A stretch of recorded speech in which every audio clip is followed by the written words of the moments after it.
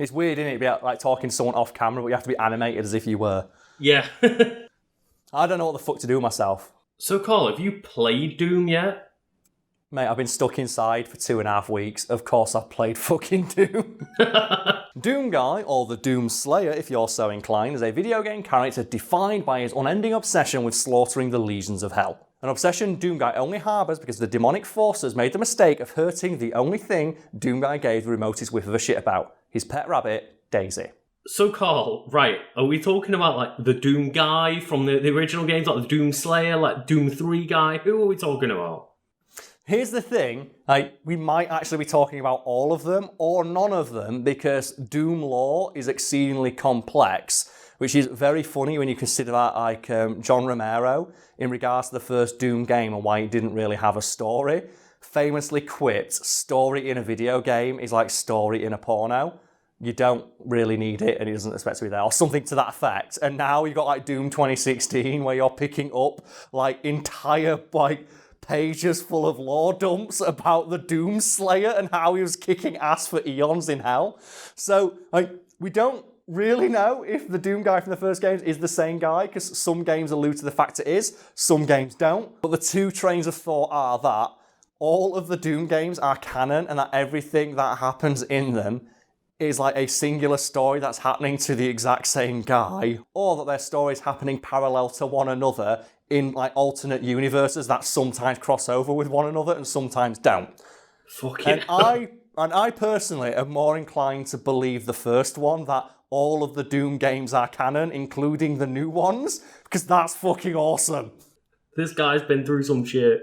Well, if you like spoilers for Doom 2016 and Doom Eternal, like there are some things hinted at in those games that make you realise, oh my god, Doomguy is just a fucking monster, because he's just a dude who got stranded in hell and just was so pissed he never stopped fighting. He is literally, man is too angry to die. He's that mean. It's like, man literally too angry to die. It's insane. So what you're saying, Karl, is basically we're pushing away the screen like Doomguy and just saying, Yeah. fuck it, this guy hates demons. Yeah, the story doesn't matter. All you need to know is that Doomguy, whatever version of him you're talking about, fucking hates demons. So, like, for anyone that hasn't really explored Doom, like, does he have superpowers or anything? Yeah, it seems like he does, because I think even in the very first Doom game, people worked out he runs at 60 miles an hour. Are you familiar with that? No. Where people worked out that Doomguy, if you take, like, the geometry of levels and compare it to, like, Doomguy's listed canonical height, he runs at 60 miles an hour backwards when he's, like, against a wall while while carrying, like, 300 rockets in his back pocket. So, no, he is canonically just a guy. And in Doom Eternal, it's revealed that Doomguy was given some augmentations which allow him to absorb the ambient energy of hell, your Argent energy. Do you know the stuff they talk about in Doom 2016 all the time, like Argent energy? Ah, yeah. Yeah, which for people who are not familiar with the games is like, it's the energy produced by hell. And I think in Eternal they reveal that, oh yeah, that's actually just like, human souls that are just condensed down to energy. Oh no. Yeah, it's really brutal, like it's super metal. But they just like, Doomguy can absorb this energy and catalyze it within his own body to give him what he needs, which is, and I think this is amazing, the canonical reason why he gets ammo, health, and armor when he rips demons apart. Like, there's a reason for that? That's just the game's way of visually showing you that Doomguy's body is sustained by Argent energy, which is obviously found in great quantities inside of demons, because that's what they use to power up demons. And that's like, and I thought, it's just a dumb gameplay mechanic. It's like, no, there is a canonical lore-based reason for why that's the case. Is Doomguy, his armor and his body was augmented to allow him to absorb this energy. And I'm not sure how much of like the lore dumps you read in like Doom 2016 and Eternal, because I read them all because they're amazing. Fucking none of them. Oh, okay, well you probably should, because they're amazing, because one of them reveals that Doomguy fought the legions of hell for 1,000 years or something stupid like that. Like, there's one that just says, he fought an army of 2,000 demons and never once slowed or tired. And the reason he could do that is because every time he kills a demon, he gets his health back. And they also say that he killed the biggest, strongest demon to ever exist with his bare hands. Fucking hell. Yeah, and he's just a guy who's really, really fucking angry. And are you saying you didn't read any of the lore dumps at all in 2016? Yeah, like nothing. Okay, well, you need to go read at least a couple, and I'm hoping there are some, like, just snippets below me now, because do you know the power-ups in that game? Like, they talk about them as if they're things they discovered in Hell, and they talk about the effects they have on, like, ordinary humans. And Joe, for example, like the Berserker power-up that lets Doomguy kill everything with one melee attack. Oh god, yeah. Yeah, like they talk about that and say, oh, what it actually does is just overload your entire body with so much adrenaline, it makes people's bones explode because they're, like, so angry. And then when Doomguy takes it, he just makes him slightly stronger for 30 seconds and he walks it off no problem. And that's obviously because he has the ability to absorb the energy of Hell and catalyse it for his own ends. And for people at home, and you, Lucas, I guess, who, like, you know, aren't familiar with those games, I didn't read the lore dumps, those do explain that Doomguy, in addition to defeating the biggest, baddest demon to ever exist with his bare hands, has fallen from skyscrapers and fought for eons without ever tiring or succumbing to injury. And in fact, do you know the reason that you're found naked and strapped to a stone table in the first Doom game? I have fucking no idea. Right, well, they say that the demons laid a trap for Doomguy because they couldn't beat him. They were so scared. They laid a trap. And they dropped an entire building on him.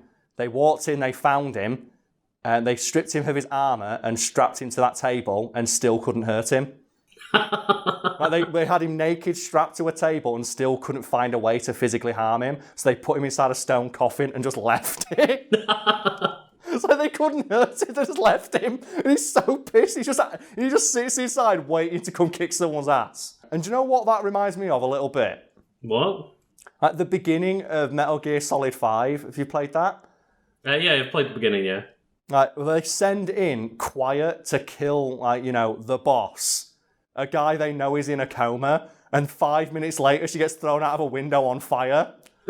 And the way I heard it summed up is like when the best friends play it is, man. Imagine what that looks like to, like, the people outside. Go in and kill that guy in a coma. 5 minutes later, she flies out the window on fire. It's like, that's the boss, all right, greatest soldier who ever lived. It's like, the fuck are you going to do? How would you defeat this man? It's like, oh yeah, well, this is the easiest mission ever. Go assassinate a guy in a coma. And you just look up the window, like, Quiet, the best soldier you have, is just on fire, falling out of the window, screaming. So, oh well. I guess we greatly underestimated this foe. So, Karl, you still haven't brought up the rabbit yet. I know, and that's a shame because the rabbit, or Daisy, has a lot to do with Doomguy's, like, you know, backstory. In fact, it is the entirety of Doomguy's backstory because, according to a couple of games in the series, which are, as noted, canon, if you, like, you know, happen to follow that line of thinking, the only reason that Doomguy is as angry as he is and is so committed, like, you know, wholeheartedly to his mission to completely and totally eradicate the legions of Hell is because when, like, you know, Hell first started invading our universe, they killed Doomguy's pet rabbit Daisy. Oh no. That is literally the only reason he fights, and it's the reason he continues to fight, for Daisy. Oh, and I think in early Doom games, they even have, like, screenshots just showing Daisy. And it's like Doomguy holding her in his hand going, they're all going to pay. And it's like, oh man, do it for his rabbit. Oh god, they John Wicked it. They did. Basically, Doomguy is John Wick, but he's just in Hell instead of fighting, like, you know, the Mafia. Oh no. It's like, I will not stop.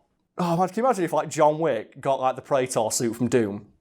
Oh my god. Can someone whoever ends up editing this one, please Photoshop now, just John Wick in the Praetor suit from Doom. And then have in each hand, like, Daisy and then his dog from the movie. Oh, so now we have the ultimate avenger of just animal rights. Go! That's fucking unstoppable. Can you imagine, like, what John Wick could do if you gave him the BFG? Right, so Karl, you mentioned Daisy in, like, the original Doom games, but what about the new Doom?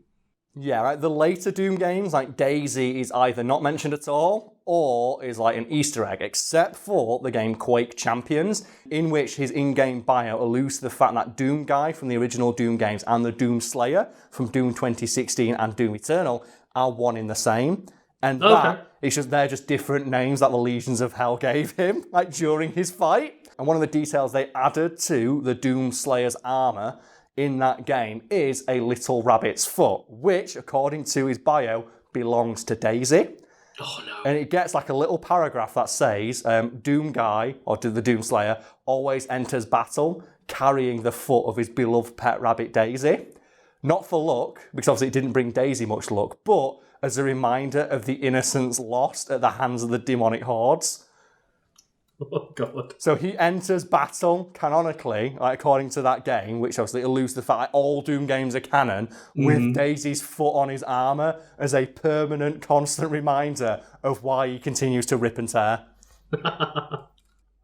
And that to me is just fucking glory. And then in Doom Eternal, so I'm not sure when this video is going to be released, but I'm hoping this isn't a spoiler, because it's not really a spoiler, it's more an Easter egg. In the hub world in Doomguy's room, there's just like a painting of him holding Daisy. Have you seen that? No. Have you not played Doom Eternal then? No, I'm playing through 2016, so I bought Animal Crossing instead. Oh, okay. Well, you made your choice and I made mine. Well, in Doom Eternal, there's like a little hub part of the game where you can go to Doomguy's room. There's a load of Easter eggs, like old, id and Bethesda games. Okay, and basically it's just this is for fans. And just above the doorway into Doomguy's room, like the last thing he sees before he leaves to go fight demons is just this like Renaissance style painting of him in full Praetor armor holding Daisy and the super shotgun. And that's just it. It's like, yeah. And I kind of want to get that painting now and put it above my bed next to that picture of Sonic shaking the president's hand. And just have like the pantheon of like really crappy video game artwork. Oh god. Oh, but that's so and as well, like just one little detail I want to talk about that game, because I find it really funny, is that the Legions of Hell, like they managed to get hold of the super shotgun, which is just like, it's just an ordinary shotgun. It's just obviously it's so dangerous because obviously Doomguy's fucking insane. And it says that, oh yeah, they hide it in a special facility because the demons think it has magic powers. Like they think like, oh no, it's the Doomguy's like ultimate weapon. It like eviscerates that. This must be his legend. No, it's just a shotgun. He's the one who eviscerates everything. Yeah, that's the thing. Because obviously, like the demons, like they ascribe so much lore to it. It's like no, it's just a shotgun. He's just really fucking good with it. But they like treat it as like like Excalibur or something. It's like no, it's just a shotgun. Oh god. So it's a really good one, but it's just a shotgun. So Lucas, I'm not sure if it'll be cut or not, but earlier in this video you mentioned that you made the choice at the start of this month, correct? I did, yeah. And that choice, people don't know, was between Doom Eternal and Animal Crossing, which were both released on the same fucking day. And I don't know about you, Lucas, but something that like brought a smile to my face during these dark and trying times was just all of that amazing fan art people did of just Doomguy and Isabel hanging out. It was so fucking good. It's so fucking... People don't know what we're talking about. Some examples of which, with credit to the original artists, will be behind me, and there'll be links to their work below of whichever ones the editor of this piece happens to think were the coolest. But fucking, there were just so many good ones. And it's like, and I found myself thinking, what an amazing pairing that we will never get acknowledged in any official capacity by Nintendo. Because Doom is just too fucking violent to cross with Animal Crossing. Yeah. And Lucas, what was your favourite Doom Animal Crossing crossover piece of artwork or media that you saw? So I saw a video of an Animal Crossing band playing Doom music. So we need to talk about the music of Doom Eternal. Mick Gordon hit it out of the fucking park. It's so good. Mick Gordon, that guy is a fucking genius. I remember I was playing Doom. I was playing it at 2 o'clock in the morning. So I played it the day it came out, all through in one go. And it was 2 o'clock in the morning. I remember I was midway through a fight and I went, this song's really good. And I just turned my TV on and went, fuck it. I've got neighbours and I don't care. I need to listen to this song. I turned it up and went, yeah, and started headbanging at 3 in the morning. This song is too fucking good. Anyway, what were you saying? Oh no, that was literally it. Just about a minute-long video of the Animal Crossing models all just rocking the fuck out to a Doom song. Oh, the one that I saw was all the game shops are just putting out the displays, and they keep putting the Isabel display out and making a whole Doom Eternal. I really liked all those ones. All people putting them back to back. Now, someone put a video of they're filming it in the store, and it's Animal Crossing music, and they go around. It's Doom, and it fades into just rip and tear. And it's it's so good. It's so fucking good. Oh man. Because I think I did it as well when I was buying Doom Eternal from Amazon. And when Joey get the thing about like often bought together, he just said often bought together, Doom Eternal, Animal Crossing. I went, too fucking right they are. How fucking amazing is that? Oh, so I bought Doom Eternal and you bought Animal Crossing. You made your choice, I made mine. So how's Animal Crossing? It's fucking awesome. Okay. I mean, Doom it's Eternal's not quite as too. metal as Doom. Nothing could be as metal as Doom. Like I said, there's a bit in that game where you like go into hell. Well, like we shouldn't spoil it because that's just all Doom games. And they're just saying like, oh yeah, here's just like a box where we cram in forgotten human souls and just melt them down into energy. And Doomguy's like, cool. It's like, awesome. I'm just gonna go blow like demons apart with my shotgun. And I'm assuming something similar happens in Animal Crossing, right? It does, yeah. You get your fishing rod and just like start choking out all of your villagers. Well, I saw you though. You were like catching like 5,000 tarantulas. That's pretty metal. That did happen. Getting chased around and like I'll be honest, like Doom's like it's metal, but it's not that scary. I'd be more scared playing Animal Crossing being chased by endless tarantulas. To be fair, There was like 5 at a time. It was terrifying. That's like arachnophobia. Have you ever seen arachnophobia?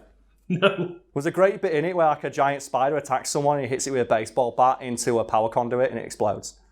Oh my god. It's great. Go watch Arachnophobia. Unless you're scared of spiders, in which case definitely watch Arachnophobia. It's great. So fucking terrifying. So I found out years later Arachnophobia is supposed to be a comedy. It's like, it's fucking not. It's about giant spiders attacking people. That's not a comedy. That's because you're scared of spiders, Karl. Oh man, yeah, go play Doom Eternal Animal Crossing, or both. Who gives a fuck? Like, apparently that's officially endorsed by both. Love it.